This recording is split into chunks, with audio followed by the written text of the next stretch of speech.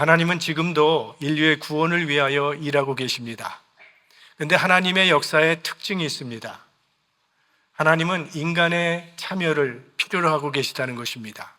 물론 그것은 하나님이 능력이 부족해서 인간의 도움을 필요로 하신다는 말씀은 아닙니다. 그럼에도 성경을 보시면 이 천지 창조를 제외하고 하나님께서는 언제나 사람들을 부르시고 그 부르신 사람과 함께 하나님의 역사를 이루어 오셨습니다.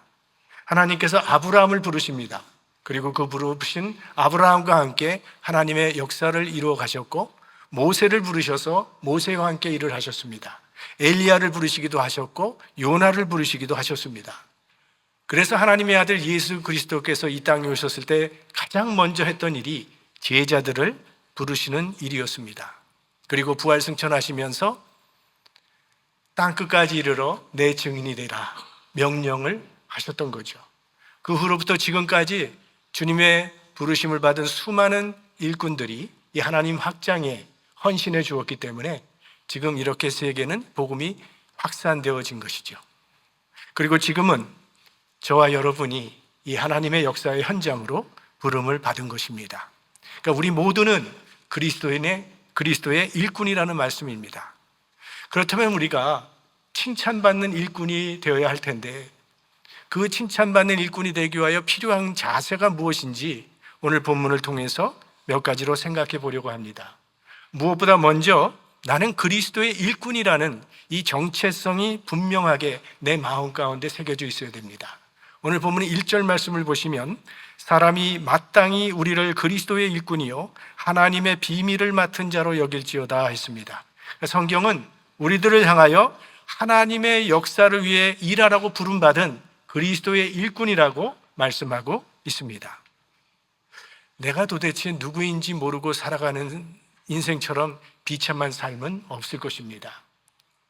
어떤 목사님이 설교를 하시는데 그 목사님이요, 둘째로 태어났는데 정말 뛰어난 형과 아주 뛰어난 동생 사이에 끼어서 자랐답니다. 그래서 부모님은 늘 형과 동생에게 기대를 걸었지 자신에게는 기대하는 것이 거의 없었다는 거예요. 무슨 일을 시켜도 반드시 형 아니면 동생에게 시켰지 자기에게 시키는 법은 없었답니다.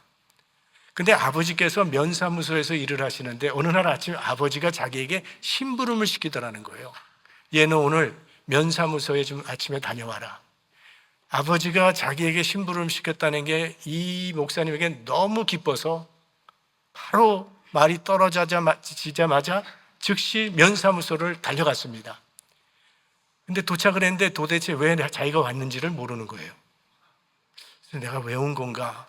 면사무소 한 바퀴를 돌아보고 또 두 바퀴를 돌았는데도 역시 모르겠다는 거예요. 그래서 다시 집으로 돌아왔더니 아버지께서 꾸중을 하시더랍니다. 너 어디 갔다 왔어? 면사무소에 갔다 왔는데요. 야 이놈아, 내가 너를 면사무소에 보낸 거는 오늘 아침 아버지 몸이 좀 좋지가 않아서 면사무소에 못 간다는 말을 전하라고 보낸 건데 그 말은 듣지도 않고 그냥 가면 어떡하냐고 야단을 맞았다는 거예요. 우리도 하나님께서 우리를 이 세상에 보내신 목적이 있는데 그거 알려고도 하지 않고 혹은 듣고도 다 잊어버리고 살아가지는 않습니까? 우리는 하나님께서 세상에 보내신 이유가 있다는 겁니다. 우리를 통해서 하나님께서 하시고자 하는 일이 있다는 거예요. 우리는 이 땅에 하나님의 나라를 위해서 일하라고 부름받은 일꾼이라는 것입니다. 하나님께서 나를 통해서 일하시고자 하는 뜻이 있기 때문에 나의 삶은 가치가 있는 것이고 그래서 나의 인생은 존엄한 것이죠. 내가 그 일을 잘 수행한다면 나를 통해서 하나님은 영광을 받으실 것이지만 내가 그 일을 제대로 수행하지 못한다면 나로 인해서 하나님의 영광이 가려울 수도 있습니다. 그래서 그리스도의 일꾼에게 반드시 요구되는 것이 있습니다. 그것이 바로 충성이라는 겁니다. 2절 말씀을 보시면 그리고 맡은 자들에게 구할 것은 충성이니라. 종업원을 채용했더니 일은 안 하고 날마다 놀기만 한다면 그 회사는 그 사람 때문에 손해를 보게 됩니다. 우리는 이 세상에서 킹덤 비즈니스, 하나님의 일을 하라고 부름받은 사람들입니다. 이 내게 맡겨진 직분을 우리가 잘 수행한다면 하나님의 나라는 확정될 것이고, 그러나 내가 이 일을 제대로 하지 못한다면 우리는 하나님의 역사에 방해가 될 수도 있다는 거예요. 그러므로 맡은 일에 충성하라, 이렇게 권고합니다. 저는 이 충성이라는 단어를 들으면 제 머리에 바로 떠오르는 게 진돗개입니다. 여러분, 이 진돗개 명견 아닙니까? 주인에 대한 충성심 때문에 많은 사람들에게 사랑을 받고 있는 개죠. 한 번 해병은 영원한 해병이라 그러는데, 진돗개는 한 번 주인은 영원한 주인.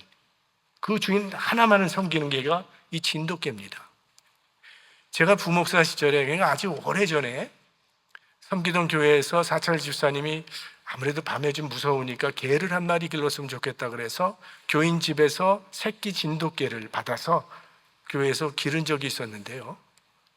그 개가 주일만 되면 이제 교인들이 예배를 드리기 위해서 교회에 오지 않습니까? 그럼 파킹장에 수백 대의 차가 세워져 있는데도요, 그 개는 옛날 그 주인 차, 거기 가서 항상 그 옆에 앉아서 기다리고 있었던 그런 기억이 납니다. 그 주인이 개를 위해서 뭘 해줬겠습니까? 밥 좀 줬을 것이고 가끔 쓰다듬 주는 것이 다인데, 그런데도 이 진돗개는 주인을 위해서 목숨을 걸고 충성합니다. 하나님은 우리에게 독생자를 십자가에 내어주신 사랑의 하나님이십니다. 그런 하나님을 향한 우리들의 마음도 이 진돗개처럼 충성스러우면 얼마나 좋겠습니까? 충성하시되 자신이 받은 은혜대로만 하면 됩니다. 성경에서 하나님께서 사용하셨던 인물들을 보면 물론 그들에겐 장점도 있었지만 결점도 많이 있었습니다. 모세를 보십시오.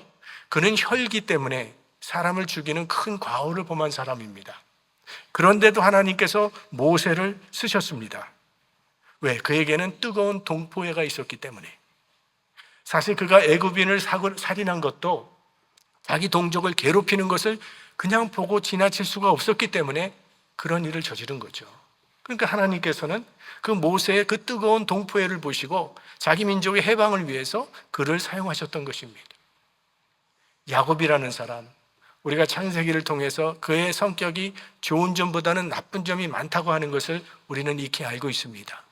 그래서 그를 만나기만 하면 다 피해를 입지 않습니까? 아버지도 피해자가 되고 형도 피해자가 되고 외삼촌도 피해자가 됐습니다. 그러나 그런 야곱에게도 장점이 있었다는 거예요. 어떤 목적이 있을 때는요, 그것을 끝까지 이루고야만은 강력한 의지, 인내력이 야곱에게 있었습니다. 그래서 하나님께서는 그 야곱을 12지파의 조상으로 택하셨던 겁니다. 사도 베드로는 예수님의 12제자 가운데 가장 실수를 많이 범한 그런 제자입니다. 그런데 베드로라는 사람을 보면 도망갈 때는 도망갈지언정 정말 자기의 몸과 마음을 바쳐 헌신할 때가 되면 주저함이 없이 앞장서는 뜨거운 헌신이 있었던 사람입니다. 그래서 하나님께서는 베드로의 그 뜨거운 헌신을 보시고 초대 예루살렘 교회의 기둥으로 사용하셨던 것입니다. 우리가 우리의 모습을 보면요, 받은 은사가 각각 다 다릅니다. 어떤 사람은 참 일을 시키면 일을 너무 못해요. 그런데 이웃을 대하는 사랑의 폭이 넓은 사람이 있습니다. 어떤 사람을 대할 때 늘 이 관용하는 마음으로 대합니다. 그러면 하나님께서는 그의 일을 보지 아니하시고 그의 관용하는 마음을 보시고 그를 사용하신다는 겁니다. 어떤 사람은 말이 참 많아요. 근데 일을 잘해요. 그럼 하나님은 그의 말을 보지 아니하시고 그의 일 잘함을 보시고 그를 사용하신다는 것이죠. 우리 중에 결점 없는 사람이 어디 있겠습니까? 우리가 다 부족한 점을 가지고 있는 사람들인데, 그런데 하나님께서는 우리의 결점을 보시지 아니하시고 장점을 보시고 사용하신다는 것입니다. 우리 마음의 불신앙은 태산같이 크고 믿음은 겨자씨만큼 작다 할지라도 하나님은 그 작은 겨자씨만한 믿음을 보시고 우리를 사용해 주신다는 것입니다. 그러니까 우리가 다 부족한 점이 많이 있지만 그것 때문에 나는 하나님의 일을 할 수 없다고 할 것이 아니라 그저 내게 있는 그 은사대로만 충성하면 된다는 것입니다. 좋은 일꾼이라고 하는 사람은 결국 자기 몫의 은사를 잘 충성스럽게 감당하는 사람이라고 생각합니다. 성경을 보시면 교회는 그리스도의 몸이고 우리는 이 몸의 지체라고 했습니다. 고린도전서 12장 27절 같이 보겠습니다. 너희는 그리스도의 몸이요 지체의 각 부분이라. 통계적으로 보면요, 이 교회에서 사역을 하나라도 맡고 있는 사람의 비율이 전체 교인 중에 한 10%에서 20%밖에 되지 않는다고 합니다. 그렇다면 교회에서 아무 일도 하지 아니하고 그저 왔다 갔다 하는 사람이 전체 80%에서 90%가 되는 셈이죠. 교회가 그리스도의 몸이고 성도 한 분 한 분이 이 몸을 구성하는 지체라면 그 교회의 모습은 중풍병자와 다름이 없는 것이죠. 내 몸의 80%가 90%가 움직이지 않는다면 그건 중풍병자와 다름없는 거 아니겠습니까? 건강한 교회는요, 모든 교인들이 자기가 무슨 은사를 받았던 자신의 은사대로 그게 크던 작던 맡겨진 일을 충성히 감당해 나가는 교회가, 그게 건강한 교회가 되는 것입니다. 자, 우리의 교회도 보십시오. 찬양팀에서 여러분 보니까 찬양 잘하시는 분들이 계세요. 찬양팀에서도 섬길 수 있어요. 또 성가대로도 섬길 수 있습니다. 오늘 다른 때보다 좀 많은 분들이 섰죠? 몇 분이 새로 지금 성가대에 조인했어요. 근데 제가 듣기에 우리 교회에서 정말 찬양 잘하시는 분 몇 분 더 계십니다. 그분도 조인하실 수 있습니다. 또 부엌에서 주방 봉사하실 수도 있어요. 주차 봉사로 섬기시는 분도 있고요. 교사로 섬길 수 있으면 교사로 섬기시고, 구역장으로, 또 선교회장으로, 또 중보기도에서 열심히 기도해 주실 수도 있고, 또 커피 브레이크 성경 공부에 참여하실 수도 있고, 포 베러 월드 요즘에 아주 열심히 하고 있지 않습니까? 함께 하실 수 있습니다. 만나사역에도 여러분이 도움을 주실 수 있고요. 나는 그런 거 못하는데, 그러면 세교우가 왔을 때 그걸 친절하게 받아주는 역할도 할 수 있고, 나는 지나가다가 지저분한 휴지가 떨어져 있으면 휴지 한 장 주우면서 교회를 청결하게 하는 일도 할 수도 있습니다. 어떤 분은 모임이란 모임은 열심히 참여해서 모임의 활기를 북돋아주는 그런 역할을 하시는 분들도 있어요. 누구든지 마음만 있으면 어떤 일이든 할 수는 있는 것입니다. 이 충성은 물론 교회 안에서만 해당되는 말은 아닙니다. 이 교회뿐만이 아니라 세상 곳곳에 하나님의 나라가 세워져야 되는데, 그러기 위해서는 각 분야마다 충성스러운 신실한 하나님의 일꾼들이 필요합니다. 어떤 사람은 건설을 잘한다면 고층 건물 짓는 일을 할 수도 있고 도로를 만들 수도 있습니다. 어떤 사람은 예술적인 재능이 탁월합니다. 그림으로 섬길 수도 있고 조각을 만들 수도 있습니다.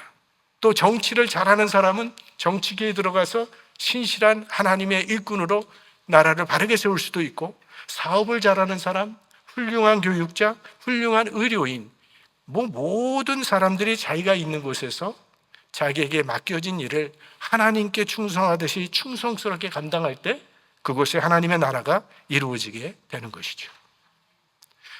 특히 예수님께서는요, 작은 일에 충성하라는 말씀을 여러 번 하셨습니다.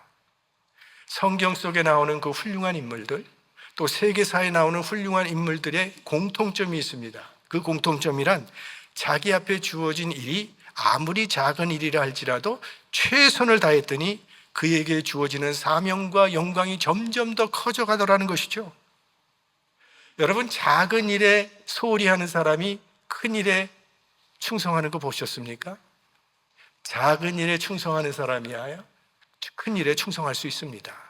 그래서 그 양치는 것과 같은 작은 일에 충성하는 이 다윗을 보시고 하나님께서 그를 이스라엘의 왕으로 삼으셨던 거죠. 자, 오늘 고린도전서 4장 1절 요 말씀을 보면요, 사도 바울은 우리들의 충성을 평가하는 세 가지 기준이 있다고 말을 합니다. 첫째는 다른 사람으로부터 받는 판단입니다. 소위 평판이라고 하는 것, 여론이라고 할 수도 있죠. 둘째는 자기 자신의 판단입니다. 양심입니다. 그리고 세 번째는 하나님의 판단. 그러니까 우리는 항상 이 세 가지 차원 속에서 살아가고 있습니다. 만약 하나님은 생각지도 않고 사람만 생각하고 살아가면 위선자가 되는 거죠. 반대로 사람은 알 것 없고 그저 나는 하나님과의 관계만 주장하는 사람이 있다면 신비주의에 빠져들어가는 거죠. 그래서 우리는 이웃과의 관계, 자신과의 관계, 하나님과의 관계에 있어서 이 세 가지가 바른 조화를 이루어야만 좋은 일꾼이 될 수 있습니다. 근데 여기서 중요한 것이 있습니다. 우선순위라고 하는 거예요. 오늘 본문을 보시면 바울이 생각할 때 가장 낮은 순위는 다른 사람의 판단입니다. 남의 평가를 무시하라는 그런 말은 아니죠. 다른 사람의 평가에도 우리가 마음을 써야 합니다. 여러분 오늘 다 세수하고 오시지 않았습니까? 또 화장도 하고 오셨을 거예요. 왜? 다른 사람에게 잘 보이기 위해서, 다른 사람으로부터 좋은 평가를 받기 위해서 하는 것이죠. 남이야 뭐라든 나는 내 좋은 맛을 산다고 하는 사람들도 있긴 있지만, 사람은 더불어 사는 존재이므로 다른 사람과의 관계도 분명히 생각하며 살아야 합니다. 하지만 거기에 우리 인생의 최고의 가치를 두어서는 안 됩니다. 그렇게 되면요, 내 인생은 빈 껍데기 인생이 되어버리고 맙니다. 아니, 내 인생을 남 좋으라고 살 수는 없지 않습니까? 남의 눈치나 보며 살다 보면 위선자가 되거나 기회주의자로 전락되기 쉽습니다. 지난달에 우리 미국의 웰스 파고 기업은요, 종업원 수십 명을 해고해버렸어요. 어떤 사람을 해고했냐 하면 주로 재택근무하는 사람인데, 이 사람들이 집에서 일하지 않으면서 일하는 것처럼 보이려고 컴퓨터 마우스를 자동으로 움직이는 기계를 설치해가지고 회사의 눈을 속였다는 거예요. 그게 아마 아마존에서 살 수 있다고 그러더라고요. 근데 이제 그게 또 발각이 돼서 해고해버렸어요. 당연히 해고해야죠. 충성이라고 하는 단어는요, 믿음이라고 하는 단어와 헬라어로 보면 어근이 같습니다. 충성은 피스토스, 믿음은 피스티스. 그러니까 충성스럽다는 것은 믿음직스럽다는 거예요. 믿음직스러운 사람이 충성스러운 인꾼이라고 하는 것이죠. 주인이 보면 일하는 척 하다가 안 보면 농땡이 치는 그런 종업원을 쓰고 싶어 하는 사람은 한 사람도 없을 것입니다. 그러니까 다른 사람의 눈에만 신경을 쓰는 사람은요, 충성 뺀 사람이 될 수가 없어요. 때로 우리가 하나님의 일을 하다 보면 남에게 비난을 받을 때도 있습니다. 그 비난 받을 때, 저 사람들이 나를 비난한다, 그것 때문에 뭐 세상 다 끝난 것처럼 낙심할 필요도 없고요, 하던 일 중단할 필요도 없습니다. 오늘 바울은 바로 그런 경험에서 이 편지를 쓴 겁니다. 사도 바울도 말을 많이 들었던 사람이에요. 저 사람 사도냐 정말? 사도 자격이 없어. 저 사람 설교를 왜 저렇게 못해? 사도의 자격, 권위가 보이질 않아. 이런 말을 수도 없이 들었던 사람이 사도 바울입니다. 특별히 고린도 교회가 바울의 마음에 그런 괴로움을 많이 줬어요. 자, 바울은 그럴 때 이 문제를 어떻게 해결했는지 자기가 지금 고백하고 있는 겁니다. 3절 말씀을 보시면, 너희에게나 다른 사람에게나 판단받는 것이 내게는 매우 작은 일이라, 이렇게 합니다. 그러니까 다른 사람, 여러분이 나를 그렇게 비방을 하지만 난 그거 작은 일로 여깁니다 라고 얘기를 합니다. 물론 무시하라는 말은 아니죠. 마음을 써야 하죠.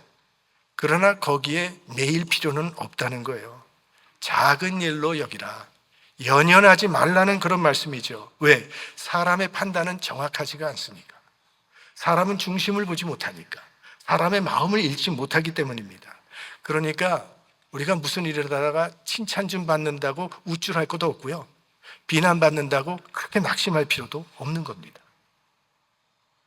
자, 다른 사람의 판단보다 한 단계 위에 있는 것은 자신의 판단입니다.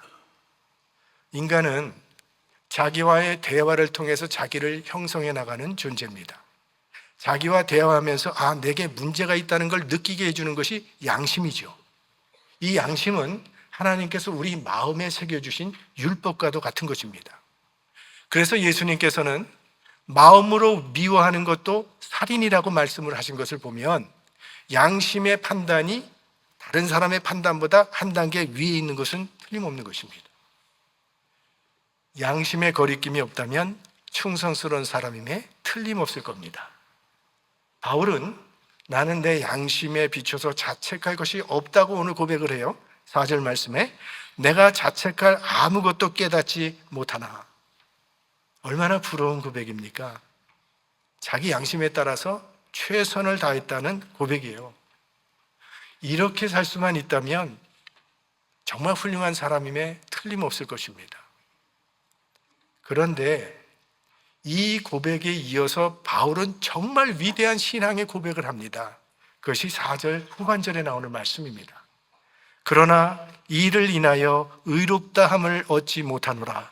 다만 나를 판단하실 일은 주시니라. 내가 양심껏 살아왔지만 내 양심과 진실도 하나님의 말씀 아래에 있는 것이지 하나님의 말씀 위에 있는 것은 아니라는 그런 고백입니다. 이것은 사도 바울의 뼈저린 신앙 고백이에요. 바울은 원래 바리새인이었습니다. 바리새인 중에서도 바리새인으로 정말 경건하고 거룩하고 그 바른 삶을 살려고 최선의 노력을 했던 사람이 사도 바울입니다. 자기가 고백을 하지 않습니까? 율법의 의로는 흠이 없는 자라고까지 고백을 할 정도로 양심에 거리낌 없는 최선의 삶을 살았던 사람이 바울입니다. 그러나 결국 잘못된 판단 때문에 예수를 핍박하고 스데반을 죽이는데 앞장섰고 수많은 크리스천들을 핍박했던 과거를 가지고 있었던 사람이 바로 사도 바울입니다. 바울이 교회를 핍박하고 예수 믿는 사람 핍박하고 감옥에 집어넣을 때 그의 양심의 가책이 있었는가? 아니요. 그의 양심이 도와줬습니다. 이게 하나님께 충성하는 것이라고 철저하게 믿었어요. 그래서 그렇게 열심으로 예수 믿는 사람을 핍박했던 것입니다. 아니 그런데 다메섹 도상에서 부활하신 예수님을 만나고 보니까 이게 잘못됐다는 것을 그제서야 깨달았던 거예요. 그래서 내 양심, 내 진실도 의인은 아니라고 고백하는 겁니다. 왜? 인간은 죄로 완전히 타락한 존재이기 때문에 우리의 영도 타락을 했고요, 우리의 이성도 타락을 했고 우리의 육신도 타락을 했습니다. 우리의 양심도 물론 타락을 했기 때문에 하나님의 온전한 뜻을 분별할 수 없게 된 겁니다. 그러므로 온전한 판단은 오직 하나님만이 하실 수 있습니다. 우리 충성의 평가의 기준은요, 가장 높은 단계는 하나님이 나를 어떻게 평가하실까라는 거예요. 4절 말씀 후반부를 다시 보겠습니다. 다만 나를 판단하실 이는 주시니라. 주님의 판단이 가장 완전한 판단이에요. 그러므로 우리는 하나님께 칭찬받는 것에 우리 삶의 목표를 두고 살아가야 한다는 것입니다. 아버지와 아들이 당나귀를 시장에 팔려고 당나귀를 끌고 길을 나섰습니다. 그렇게 끌고 가고 있는데 사람들이 그 모습을 보더니 아니 당나귀를 타고 갈 것이지 왜 힘들게 저렇게 끌고 가느냐고 말을 합니다. 듣고 보니 그 말이 맞는 것 같아서 아버지가 당나귀를 탔습니다. 그리고 조금 가다 보니까 아주머니들이 그 모습을 보더니 아니 어린아이는 불쌍하게 걷게 하고 어른이 나귀를 타고 가면 어떡하냐고 비난을 하는 겁니다. 듣고 보니 그게 또 일리가 있습니다. 그래서 얼른 바깥 탔습니다. 아들을 태우고 어른이 아버지가 걷기 시작합니다. 그랬더니 한참을 가니까 어떤 노인이 그 모습을 보다니 아니 어른은 걷고 아이가 타다니 저런 버들없는 아들이 다 있느냐고 호통을 치는 겁니다. 듣고 보니 또 그것도 맞는 말 같아서 또 아들을 내렸습니다. 이거 어떻게 하는 게 좋을까? 그래서 아버지와 아들이 함께 당나귀를 타고 갑니다. 그랬더니 사람들이 저 작은 당나귀에 사람이 두 사람이라 타서 저렇게 혹사하고 있다고 또 비난을 하는 거예요. 그래서 얼른 내렸습니다. 이거 어떻게 해야 될까? 그래서 이제는 아버지와 아들이 당나귀를 메고 가기 시작합니다. 그러다가 다리에서 미끄러져서 모두 물에 빠졌다는 것이 다시 이솝 우화의 이야기입니다. 사람의 여론에 너무 신경을 쓰면요, 충성을 잃어버리게 됩니다. 사람의 생각과 바람이 다 다른데 어떻게 그 많은 사람들의 기대를 다 만족시킬 수 있겠습니까? 우리 플러턴 장로교회 교인이 얼마나 많습니까?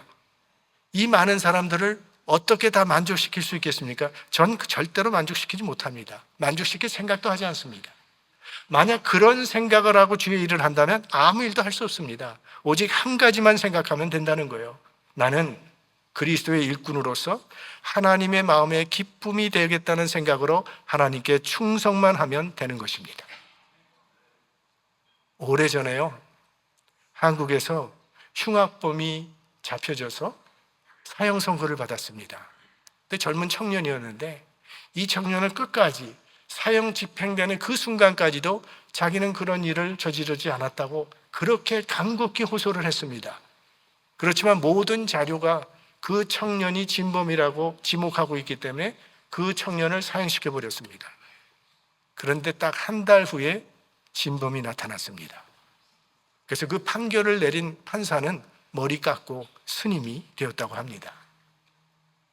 인간의 판단은요, 개인의 판단도, 교회의 판단이라 할지라도 혹은 국가적인 결정이라 할지라도 다 불확실한 것입니다.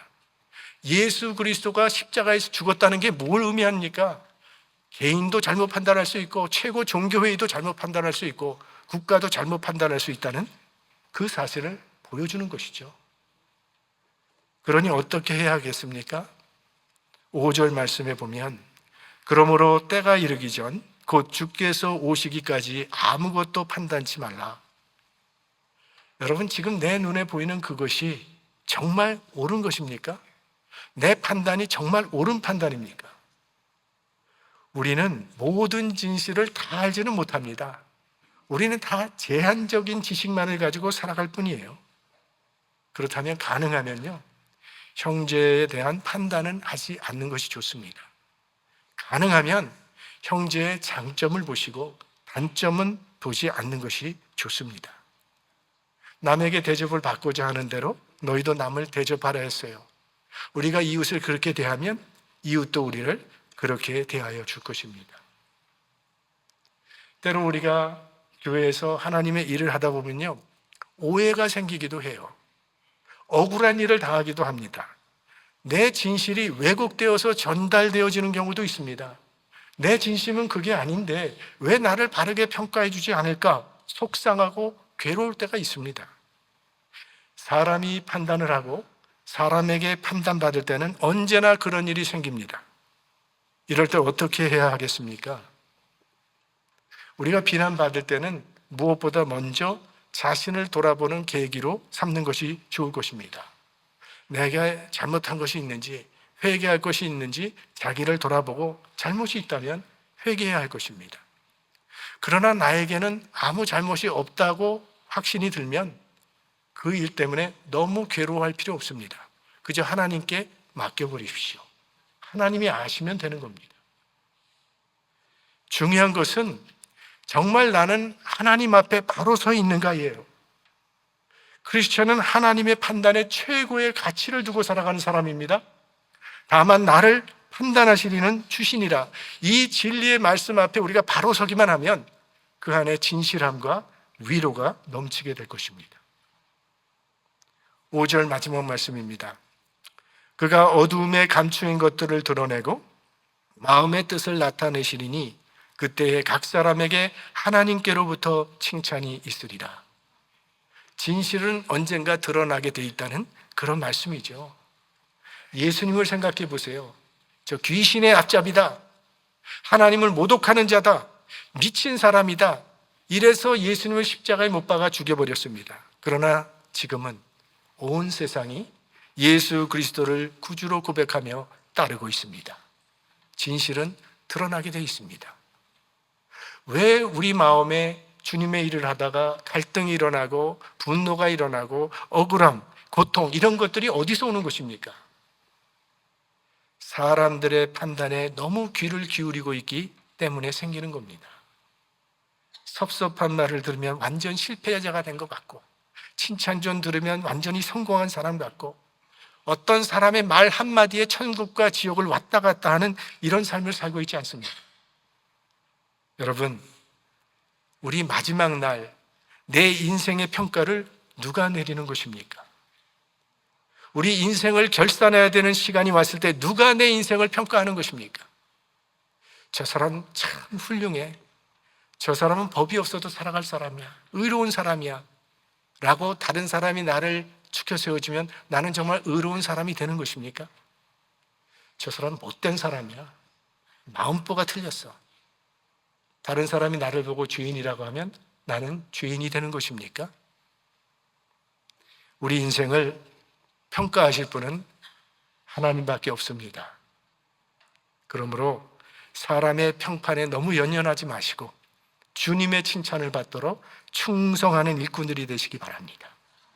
여러분 모두 주님 앞에 섰을 때 착하고 충성된 종이라는 칭찬받는 하나님의 사람들이 되시기를 우리 주님의 이름으로 축원합니다.